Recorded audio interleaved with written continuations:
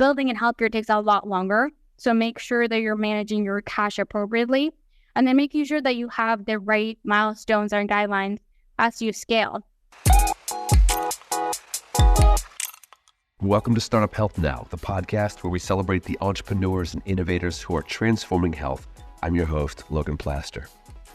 On our episode today, we're getting down into the details, deep in the weeds, in order to understand what it takes to scale a healthcare business to 100 million.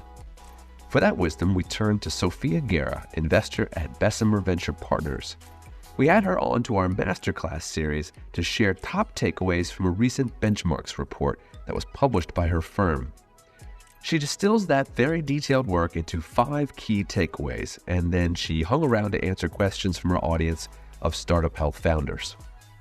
In this session, which is hosted by Jamey Edwards, Chief Platform Officer over here at Startup Health, Sofia gets into all the critical operational, financial, and clinical performance metrics that healthcare companies need to care about if they're going to thrive and scale.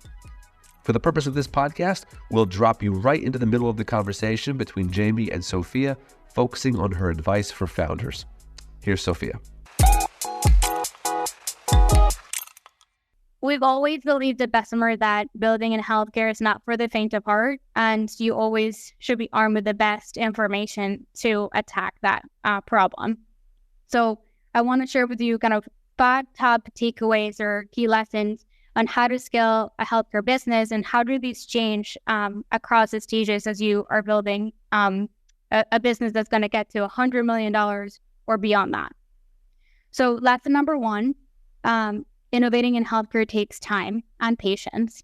It is no surprise to anyone in this Zoom that achieving scale innovation in the healthcare system requires a lot of patience and time. And we wonder how long it takes for healthcare SaaS and tech-enabled services businesses to get to $10 million, $100 million in annual either recurrent revenue or revenue run rate. And I'll stop there because you'll hear me refer to ARR, and just want to clarify that these are slightly different terms for SaaS and tech-enabled services, but in general, it just means kind of your revenue run rate in an annualized basis. And the reason why we wanted to look at timelines is because investors like myself have really high expectations on how fast you should be growing. And we were wondering, does this match reality of innovating in healthcare and what investors are thinking about? And you probably have heard the saying of grow faster, move fast, and break things. And I think that just doesn't apply to healthcare, right? Because we're talking about people's lives and health. So how do you grow fast in a responsible way, but also make sure that the model that you're developing is repeatable and scalable, which is the most important question. And the data that you're seeing here on screen, we found that the median health tech business takes 3 to 4 years longer to get to 100 million in revenue compared to the traditional cloud software business that my colleagues at Bessemer and other investors look at more generally. And while the top quartile of tech-enabled services can scale just as fast as cloud counterparts, we like to call that not all revenue is created equal on services. So this you can include medical costs, net revenue. So it's easier for us to think about gross profit for tech-enabled services businesses. And if you adjust that and we go to the next slide, you see that both healthcare SaaS and tech-enabled services gross profit run rate, it's about 15 years. So it takes just as long. So we wanted to see how growth changes at each stage, because you shouldn't be expected to be tripling in revenue if you're 100 million in revenue versus if you're 1 million, right? It's easier to double from 1 to 2 than from 100 to 200. That's just general knowledge. But what is expected and what's best in class? So we see on average the both healthcare SaaS and tech-enabled services businesses are growing really fast, but we see that health tech-enabled services maintain that faster pace of growth even at scale, while we see kind of a bigger decline on the software side. And this, we hypothesize, is because TAMs or your addressable market for the services businesses are 10 times as big. And therefore, the penetration that you need to get to or market share, it's a lot less than we see in the healthcare software side. Here you're seeing about 2% for tech-enabled services businesses that have been around for more than 20 years, versus for TAM, you get to kind of a 15%. And like rule of thumb, what we've discussed before is a vertical SaaS business, which is inherently building in healthcare. You tend to want to see kind of 50 to 20%, just given how narrow that market is. All right, so lesson number 2, your margin, your opportunity. So like I said, for tech-enabled services, gross margins tend to vary a lot with different stages, and it's hard to scale. It's something that a lot of people have been paying a lot of attention nowadays, and it's been kind of a lot of talk. But then how do we actually think about what's achievable at a very early stage when you're providing a service versus what should be expected at scale? So what you see here is the gross margins by each of the revenue buckets. And on average, we see that an early stage $1 to $10 million company has an average of 25% gross margin. But then there's a paced improvement as the company scales, and we see kind of 65 plus gross margins in the top performer side, especially as you scale. And I'm sure you are all wondering what happens at the 100 plus and what does it go down on the average. A lot of people have asked me this. And this is because, hypothesis, right? The types of companies that have achieved 100 million plus, and perhaps this is being skewed for those that are 500 and $1 billion in revenue, those tend to be businesses that are taking risk. So while you are expanding your TAM by taking risk and providing a wider set of services, your gross margins are going to be lower, but there's probably upside over time on those business models as well. As you can see here, these are the breakdown of the different operating expenses that we see in a P&L. So we think about this in terms of sales and marketing, R&D, and G&A. And as understanding really what you're investing in and what's going to be the return on that investment in your business across these 3 buckets is really important.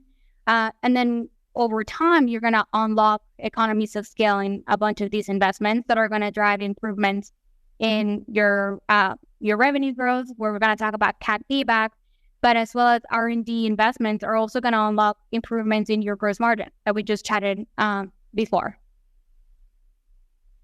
And then lastly, and a metric that a lot of folks are paying attention on the investing side is how efficient can you grow and how much capital do you need to scale, right? And admittedly, building a tech-enabled services business is a lot more capital intensive than building a software business. But the interesting thing that our data has shown us is that of the 100 companies that we've included in the data set that we think highly of that are all venture backable, the free cash flow margins are a lot lower in the 1 to 10 million category, but they get to be pretty good and even better than cloud once they achieve scale. And that's because we think that scale builds a moat in healthcare, and there's a nice flywheel in terms of once you've hit a certain scale velocity, there's a flywheel with your customers and the way you're negotiating rates and all the things that you know specifically about healthcare that will enable you to scale more efficiently with the right business model. Lesson number 3, how to nurture your customer relationships is incredibly important in healthcare. Retention is your best friend, right? There are long sales cycles in healthcare. Getting in the door is just the first step, in our opinion. And you've got to nurture that relationship. Make sure that you're quantifying what value you're providing to the customer. If that's a health system or payer or pharma or even a patient, right? From their eyes, what are the outcomes that you're providing? What's that clinical and financial ROI that you're providing to them? And the metric that I'm showing you on the screen here is kind of that second effect on this, which is your net dollar retention. So once you've landed a client, how are you landing and expanding that relationship? And that drives a lot of value to healthcare businesses, both across healthcare software and tech-enabled services here. Just to quickly point out, the average of a normal enterprise SaaS business outside of healthcare has an average of 120% net dollar retention. We're seeing in healthcare software and tech-enabled services businesses to have 140, 200% net dollar retention. So this is really, really important. Another metric in this bucket is CAC payback, and that's just how do you think about return on investment for your sales and marketing dollars. You can see here that tech-enabled services businesses have a high CAC payback at first, but once they hit 25 million plus, that CAC payback comes down. And while we see healthcare software businesses just have generally lower CAC paybacks, and even compared to cloud businesses in other parts of our portfolio at Bessemer. And I think this just kind of shows the importance of the flywheel effects that exist on nurturing your customers that we've been talking about. But secondly, on the tech-enabled services side, as you prove outcomes, you're going to sell better and kind of expand accounts. That's one. But then two, as you improve gross profit or your gross margin, your payback is going to be better because all of this is gross profit adjusted, as you can see in the formula on the bottom left. So as we talked about, sales cycles in healthcare are longer. We estimate that they're almost twice as long as any kind of cloud business. But we also think that there is twice the value on what you're unlocking for those accounts. What you see on the right here is just the average top and bottom quartile of all of the businesses that are in the data set, the LTV to CAC ratio. A cloud business has a 4 LTV to CAC ratio. We see that tech-enabled services businesses have a 6, and healthcare SaaS have an average of 5.3, but there is some of them that can go up to 10 times LTV to CAC. So it's really important to kind of unlock that value and then again, be very patient to nurture those customer relationships. Lesson number 4 is a love note to efficiency. I feel like the word efficiency has been kind of thrown around and very much discussed everywhere these days. But one of the questions that we've been asked a lot from some of the data that we've been putting out and reporting on our website is how much do benchmarks have changed, right? Because isn't your data set looking back at the past 5 years of companies that were growing at all costs and spending in lots of different things? And what we've been able to actually look is, because we built a longitudinal data set, our data goes back to 2010 all the way to today. So we actually looked at what did the cash efficiency score look like for companies that were growing before 2015, between this 2015 and 2019 era, and then post 2020 to today. And then you'll see some differences here, but I think the main takeaway is a cash efficient business is a business that has more than one cash efficiency score, and that's where you should strive to be, right? And let me just take a pause and explain what cash efficiency score is, and because it's very important. So as an investor, I think about your burn and what that return on that burn dollar will be and how it's going to scale over time. So we think about net new annualized run rate revenue divided by burn, and we look at companies that likely have one or more of that. Understandably, this is not going to be the case at every stage. So we also have benchmarks on what cash efficiency score will look like when you're a $1 to $10 million business versus when you are at scale. And that will be very different. So I'll encourage you all to look at those numbers. And then here we have just private valuation multiples, both for tech-enabled services and healthcare SaaS. I think one of the mistakes that we all made as investors over the last few years was just thinking that tech-enabled services were just like healthcare SaaS businesses. And actually, the data that I just showed you before shows that there are a lot of nuances and differences fundamentally in the business models, and therefore we shouldn't value tech-enabled services businesses on the top line alone, which is the multiples that you're seeing on the left. Instead, we have been thinking a lot more about how do we value businesses on a gross profit basis or adjust revenue multiples to gross margins depending on where you're at and what the scale you're at and the gross margin that you have been able to achieve so far. And our PE counterparts think about valuing businesses on EBITDA multiples, but we want to make sure that we're not encouraging businesses to become profitable right away and then be growing kind of at really slow paces because you kind of are trying to maximize your EBITDA, but instead you're making the right investments that are unlocking an exponential rate the way that you are growing revenue and also improving your gross margin and gross profit. And then the last metric I'll talk about that is important for a founder to think about is what's that ARR per FTE and how you're scaling your team to achieve or unlock revenue over time. And this is kind of what we see across healthcare software and tech-enabled services. You see that the ARR per FTE is a lot lower for tech-enabled services in the very early stages, but then you kind of totally unlock a lot more value once you hit 50 million in ARR or more. And then the last lesson that I want to leave you with is just managing cash and planning your way to the next milestone.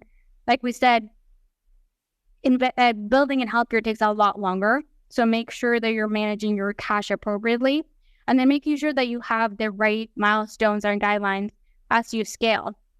We've shown you a bunch of data throughout the presentation. We actually have made this public, all of the benchmarks and across all of these KPIs and business models. So I encourage you to go and look at the right revenue bucket that you fall into, and then where do you fall in this? Is it in the average bucket? Is it the top quartile and bottom quartile? And then I'll also say we're not looking for businesses that are all top quartile, and that's the only businesses that are going to get funded these days. The bar is high, but it's about knowing your numbers and understanding the nuances of historical performance and why perhaps you were spending higher percent in R&D last year versus what you're going to unlock the next year and the year following that. So there's a story behind the numbers, and we just like when founders come to us and say, hey, look, like I fit in this three categories. I'm the top quartile and this other two I'm average. But these are the reasons why that's the case. And that's kind of the type of thinking and knowledge that we'd love to kind of have founders share with us and iterate with as they're thinking about kind of their plans for the future. Let me stop there, because I just talked for a really long time. Yeah, so Sofia, there's so much there to unpack. We probably need a 3 or 4 hour call to do it all. But really quickly, where is the magic at the $100 million mark? Why isn't it scale to 50 million or scale to 25 or scale to 150? Most businesses from a revenue standpoint really never reach that $100 million mark. Is there a magic to it? Why that number? It's a great question. Honestly, I think it's a nice round number. And then I think the back of the envelope that a lot of investors think about is, it used to be like, hey, like if you get to 100 million and there's a 10x multiple on that, you're going to be $1 billion company. That's like the really basic rule of thumb. I think what I'll say is, like I showed you, that is very different for a tech-enabled services business than a software business. And you can see on our data set, we have companies that are $1 billion in revenue or more, right? 500 million. So I think if you're a tech-enabled service, maybe you should aim to be at 100 million in gross profit instead of ARR. Great. As a reminder, if you are on the call today and would like to ask Sofia a question, please do so. I'm actually going to start fielding some of those questions now. Sofia, so here's one. Hello, Sofia. I studied your report when it was issued. I want to send my extreme thank you for the valuable information. I want to ask you about the notion of healthcare innovation taking time. In current market conditions where most investors are looking for recurring high top line metrics in order to invest, how do these concepts align? You're looking for high growth, but yet it takes time and some duration to actually, achieve the mission or get to scale. Yeah. maybe let me take a step back with that question. So you're saying the capital intensity and the early stages and how difficult it is to kind of hit the fast growth? Correct. Yeah. I mean, look, like growth and efficiency is a delicate balance, right? And I think the reasoning or the motivation on kind of the pushback and the recent market is cost of capital has gone up. So your ability to invest $1 in your own business is going to cost you more in terms of equity than if you would have done it last year.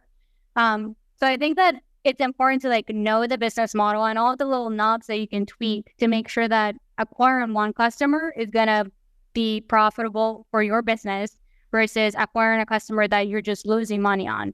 And I think it has to do with how much does it cost you to acquire that customer, but also how recurring or reoccurring that revenue is, right? Because if you're spending capital to acquire a customer that you're going to lose money in the first 12 months, but that customer is going to be sticky and stay with you for 5+ years, then it's worth it. So how does the math kind of work to make sure that you're building a business that is sustainable and here to stay?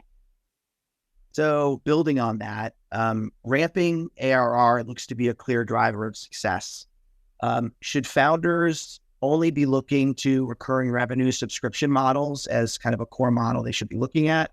How can this be applied in a fee-for-service versus a value-based care world?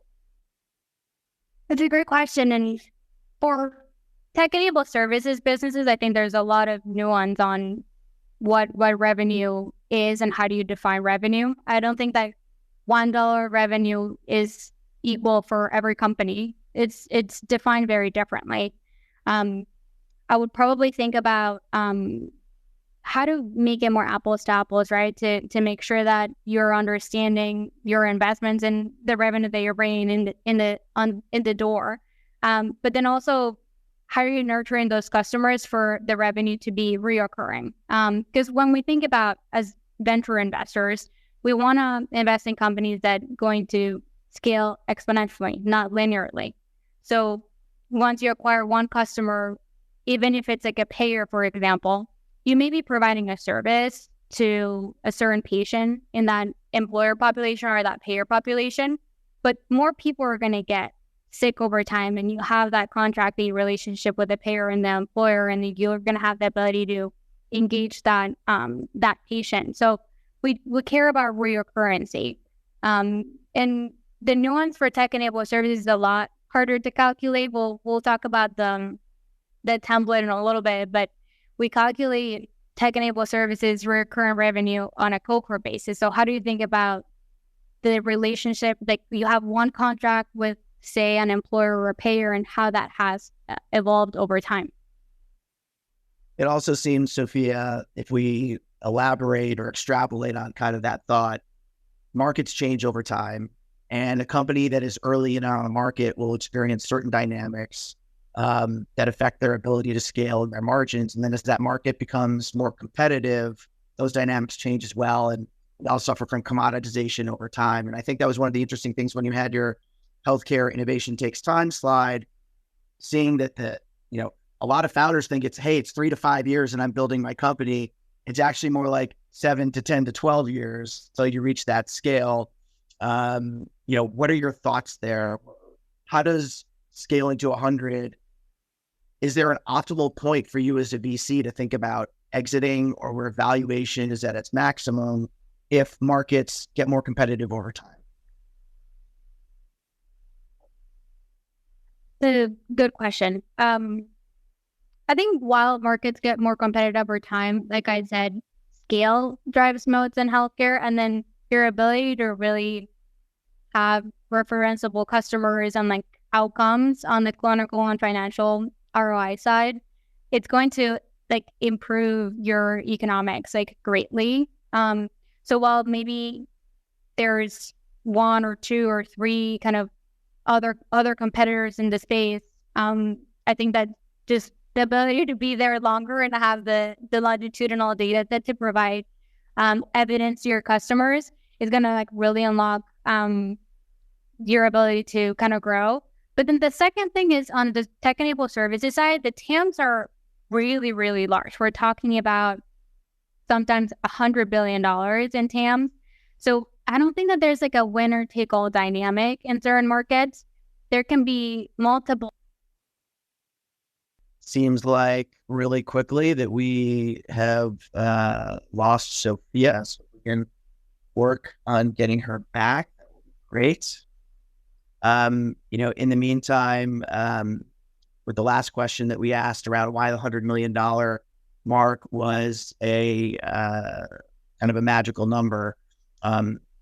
Stephen Krause, who's also a real partner, had responded in the chat, but the other answer is that generally 100 million was the general point at which companies could be considered also IPO ready. So if you take a look at the public markets, $100 million is the mark of a company that is at scale. Sofia, welcome back. Yeah, sorry. My computer totally turned off. This has never happened to me, I promise. I've had the worst tech issues this week. It is okay. One of the other questions that we got, and this will be, I think, an interesting one to get your perspective on. Are there any data on companies that focus on, being bootstrapped versus taking institutional capital? Have you looked at the dynamics there? Clearly, the companies in your portfolio while taking money from Bessemer. But, has there been any thought to, what the optimal capital stack looks like for these founders?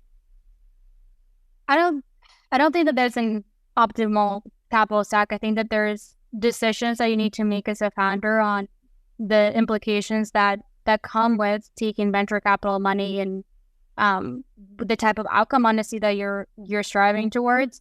I will say the data is all for venture-backed companies because obviously, as investors, we're thinking about, okay, how do we evaluate some of these businesses, and then how do we compare them? As we diligence them, we help our portfolio companies. So I would just caveat that everything that you saw today, and then you'll see on Atlas on our Bessemer website is all about venture capital businesses. All right, another question from the audience. Thank you for the feedback on gross margin differences between SaaS and tech-enabled services. Have you identified if SG&A and capital expenditures have similar differences between categories? Sorry, repeat that. So SG&A and... So have you identified if SG&A and CapEx are similarly treated amongst categories between tech-enabled services and SaaS? What is the... how does CapEx look versus SG&A, and how does that affect your ability to scale? So capital expenditures is included in our free cash flow metric, and it's not included in SG&A. We break up sales and marketing and then G&A. And generally for tech-enabled services businesses, especially those that have kind of brick and mortar components, tend to have higher capital expenditures. Whereas in software, we don't see kind of those CapEx investments. That's probably the top of mind thing that I will explain. Sofia, if you are a pre-revenue early stage startup and you're looking at this research, why is this important, and how should it be integrated into an early stage founder's thinking? I get a lot of emails and questions about this, and what I'll say is these metrics are not relevant to you right now, and the reason is, one, it's very early and you don't have as much data, right? And your revenue, which is the denominator for a bunch of this category, technically speaking, is very small. But the second thing is getting from 0 to 1 requires a lot of iteration, and you're going to be spending capital and trying different things that ultimately may not be where you end up your business model at. So thinking about how you're efficiently scaling or spending those dollars has a really different implication than, okay, once we've hit product market fit, what are those investments that are making to my business model to scale efficiently? So that's what I'll say. Don't worry too much about the specific data points. What I will say it's important is to just understand the implications of the different business models and unit economics on that business, So while maybe it's a theoretical exercise today, what are the implications of your average revenue per user on a tech-enabled services business? And then how much ability to play with the care delivery model you have to make a profitable business or profitable unit economics, right? So all of it to say is it's more theoretical because you're testing a bunch of things, but it's important to know the fundamentals as you think about what business model you're choosing. So let's build on that for a second. In prior markets, growth at all costs was a strategy many founders followed. So deploying large amounts of capital to drive user revenue growth was the state of the day. This has moved to profitable growth mantra in current markets, and VCs no longer seem willing to pay for eyeballs as it might be. What is the normal timing founders should be thinking about to get free cash flow positive? And one of our attendees said, do I read lesson 2 correctly to say that among the data set, free cash flow was negative until 100 million ARR? And that's right. I'm surprised that it requires that much ARR to get to free cash flow profitability, certainly higher than I would expect. What could drive it to require so much ARR? I think that there are obviously nuances on the companies that are and each of the business models, and candidly the timing, right, of what those when those companies went public and the expectations of the public markets, honestly, for them to be able to go public. I think we were discussing why the 100 million milestone as well, and it's just kind of feels like that's the ability for you to have enough scale to go public, and then the expectation of the public markets today. I don't have that data here, but happy to share that after. Is the multiples that a profitable business is getting in the public market are higher today than they were before, the gap. So I guess long-winded way of saying, as long as you understand how you're acquiring, how you're burning that $1 to bring in ARR, you may be choosing to be burning and not hitting break even today because you're doing it in a profitable way. And then there's interest from investors to continue to fund kind of that scale up, versus perhaps you say you want to get to 50 million in ARR and be profitable, and then the set of outcomes for you or kind of exit opportunities will be different. Maybe it's an M&A, maybe it's PE, but I think to go public, we expect to be at a large kind of scale. And then the expectation of that public market will be different now that it was 3 years ago. Another question from the audience. Hello, Sofia. Fantastic presentation. As a HC-enabled startup, how do you position yourself to investors so they understand that this is truly a long-term play and capital intensive?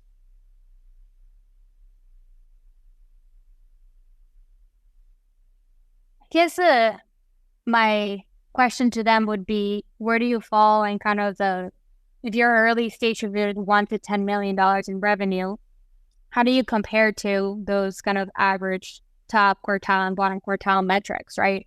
And I think, the whole impetus of the data set is to prove you're not expecting you to be incredibly capital efficient when you're in that 1 to 10 million. But hey, look what the set of companies have been able to achieve. And as an investor, I'm expecting companies to be in the top quartile category in certain things, or those are the businesses that I'm trying to look for. Knowing that it's going to require more capital than if you compare them to what a software business is spending. So if you're thinking about it and you're a tech-enabled services business out there, and what a VC is not willing to pay for is kind of burn on, say, product development or something like that, but you are willing to pay on burn to scale or on not being profitable so you can actually scale revenue. It's like pouring gas on the fire, right? Is there any rhyme or reason there? Is there a place that you are willing to invest and spend money on, or it's not? That's where you get to, is it profitable growth? And that's when you decide to put gas on the fire. It's like, are your unit economics working?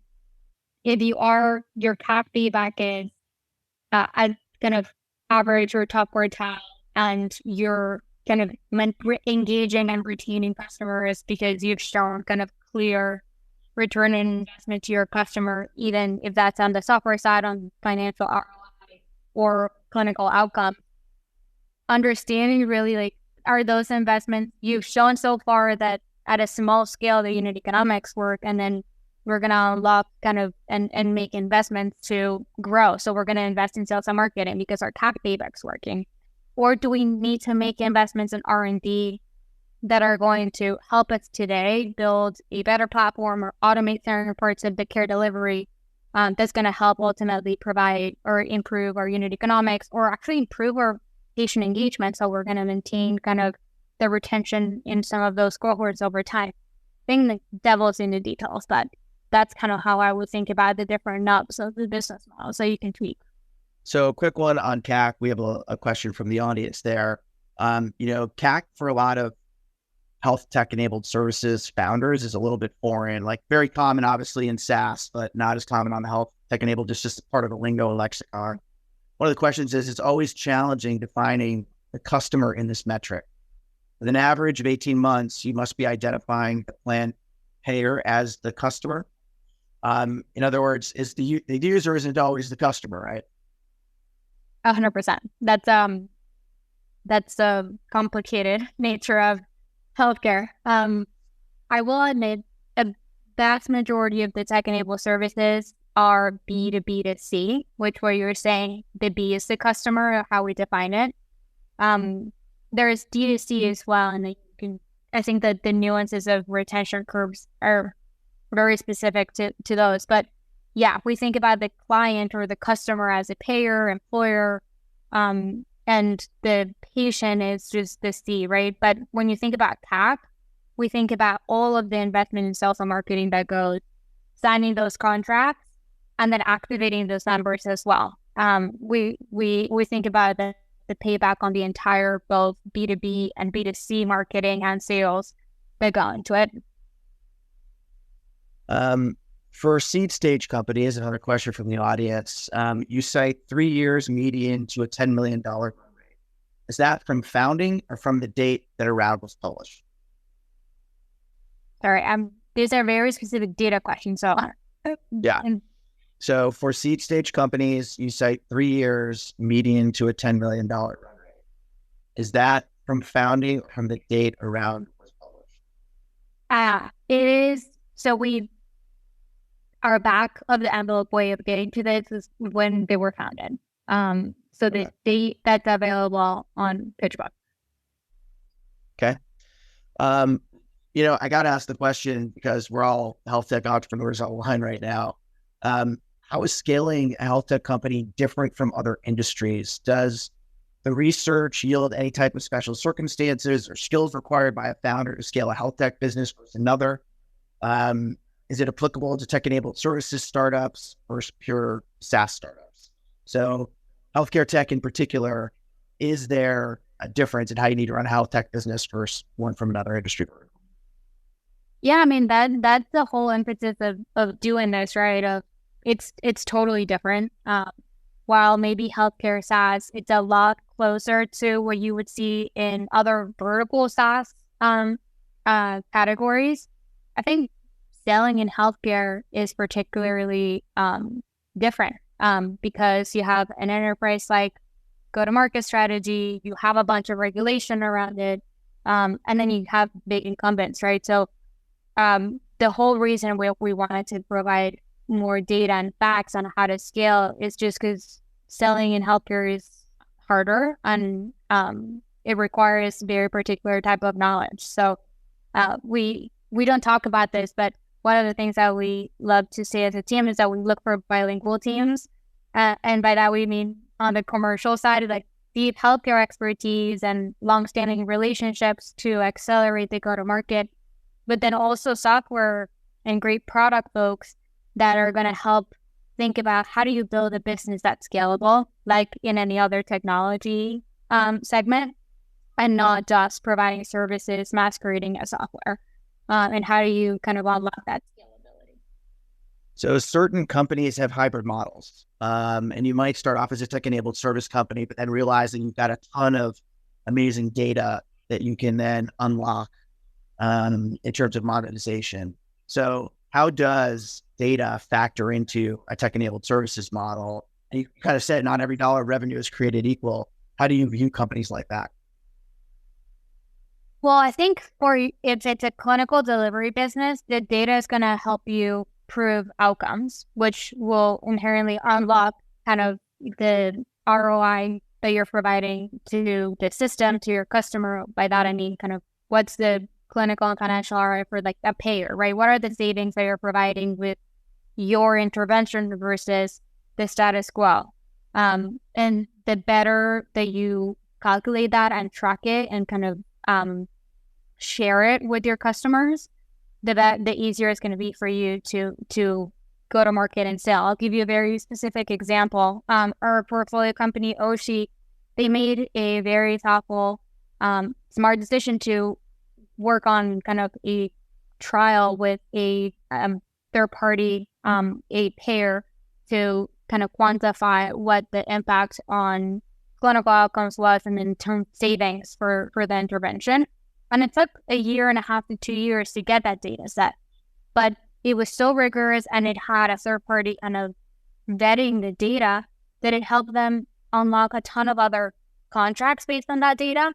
And it helped them also negotiate what they were getting paid because they were able to show savings. So it doesn't only help you with like sales conversations and the speed of those sales, but it also gives you a proof point on, hey, this is what we're seeing, this is how we proved it, and this is what we think we deserve to get paid this amount. Sofia, thank you to you. Thank you to Bessemer for sharing this really important knowledge with all the founders out there and for supporting the value creation journey here that they all have at Startup Health and helping everyone achieve their health shots. So thank you very much. Thank you for having me and for everything you do for the community. Thanks, everyone. Have a great rest of the day.